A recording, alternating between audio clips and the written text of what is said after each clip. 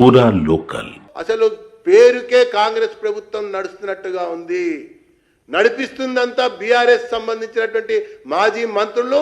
అప్పుడు విచారణ, అప్పటి అధికారులు ఎవరైతే విచారణ ఎదుర్కొంటున్నారో వాళ్ళే ఈ కథ నడుపుతున్నట్టుగా కనబడుతున్నటువంటి దృశ్యం అని చెప్పని నేను పేర్కొంటా ఉన్నా. అసలు కాంగ్రెస్ ప్రభుత్వం అంటేనే వివక్షకి మారుపేరు. కాంగ్రెస్ ప్రభుత్వం అంటేనే అసమానతలకి పెట్టింది పేరు.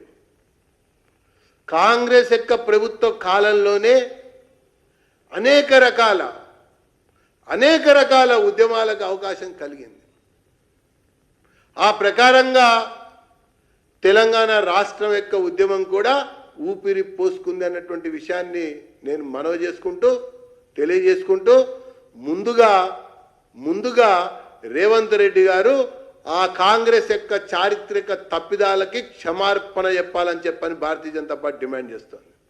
10 సంవత్సరాల కాలంలో తెలంగాణని సమగ్ర అభివృద్ధి చేయలేకపోయాం, సత్వర అభివృద్ధిని చేయలేకపోయాం, నీటి చుక్కలు కృష్ణా గోదావరిలో ఉపయోగించుకోలేకపోయాం అన్నటువంటి విషయం పైన ఈ బీఆర్ఎస్ సంబంధించినటువంటి నాయకులు తెలంగాణ ప్రజానికానికి క్షమార్పణ చెప్పాలని చెప్పని నేను పేర్కొంటూ, ఆ తర్వాతనే వీళ్ళు ఏదైనా మాట్లాడటానికి కనీసం వీళ్ళకి ఒక రకమైనటువంటి ఒక విలువ ఉంటుంది మాటకని చెప్పని నేను పేర్కొంటున్నాను.